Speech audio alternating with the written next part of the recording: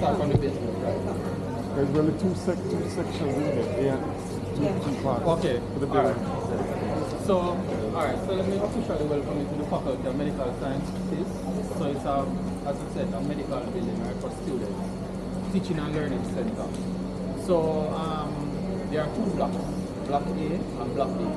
So block A is where you have lecture theaters, tutorial rooms, and then for block B is where you have different departments, and you have admin. So some of the admin areas are on this building. You have labs, you have small research labs, you have large teaching labs, tutorial rooms, seminar rooms, and as I said, admin offices. So just to tell you some of the features, so on coming in, you realize that we have shutters on the building, right? So the shutters, you know what shutters are for? Shading. Shading and what else do you think it could be for? Correct.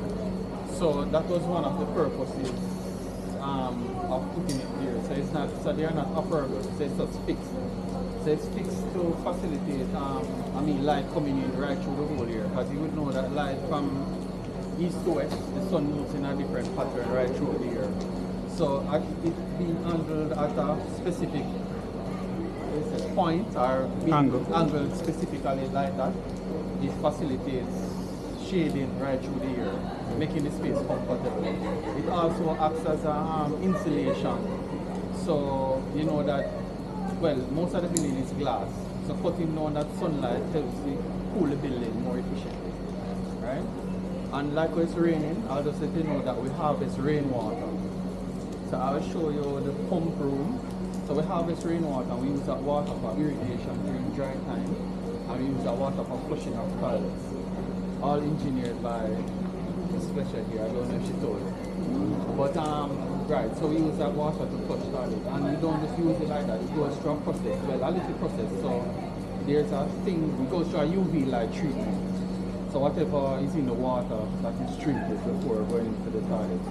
And it's also been here over time, I realized that using the rainwater for flushing toilet is also better for the working mechanism of the toilets, right? So you don't have that chlorine build up, that chlorine build up, and you have to be changing the parts regularly. So it's kind of like it's soft water, so it's soft, so it's not, it doesn't damage your part, right? The scaling and all of that. So I realized that over time, it does help using the rainwater. So during dry times, all our air handler units are positioned on top of the building. Well, most of them, majority of them are positioned on the top. So we collect condensed water. So condensation from the AC is plugged directly to the rainwater. So it flows to the rainwater tank. And the capacity of our tank is large. So it's about 80,000 gallons of water that we get. Even if we don't get rain, the amount of condensed water that we harvest can keep the tank covered. Right? It is really bad, like if you're having problems with the cogen plant, because we get water from the cogen plant. Chill water. So if you're having issues and we're not getting enough condensed water, then I start mixing it with the chlorine water for that purpose. So I'll take you down to the basement where we have our pumps, and just to show you.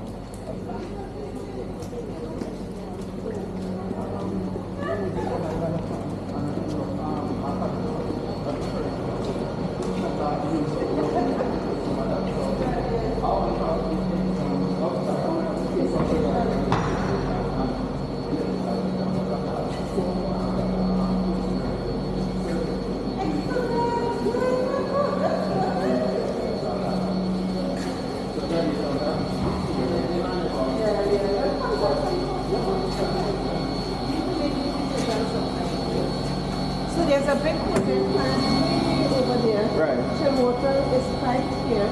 Right, so the chill water is piped underground.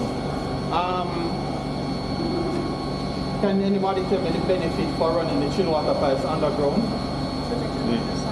Insulation. Come again? Protected from heat gain. Right, and better for insulation. So it works better that way. So instead of having it up, and it's kind of cost effective in the long run because the insulation won't break down. The only disadvantage, and I won't say much a great deal in disadvantage because we don't have it as often, no, not maintenance, if you have earthquake. So Damage. all of this that I'm telling you is just over time that we learn. So that I learned. So with you designing something like that, you just make it more efficient, more better when you're putting it underground. So in the event you have any earth movement, the pipe will still remain intact. So far we haven't had any problems with it.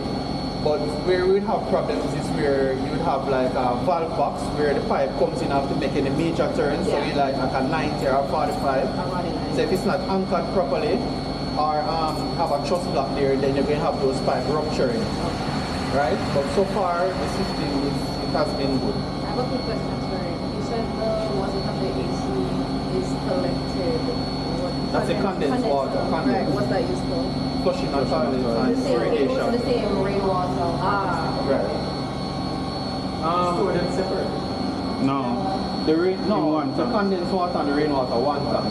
Right. There's another water that is stored separately. I say you mix. That's the drinking water, the potable water. Drinking water. You Sure. have enough. You know. You have to have potable and non-potable. You have enough in non-potable, yes. You can feed through the window for some who want to look here. And just at it nice, it's nice.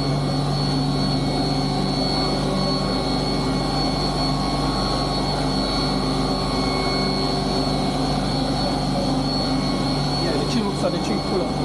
So the chill water comes in underground and comes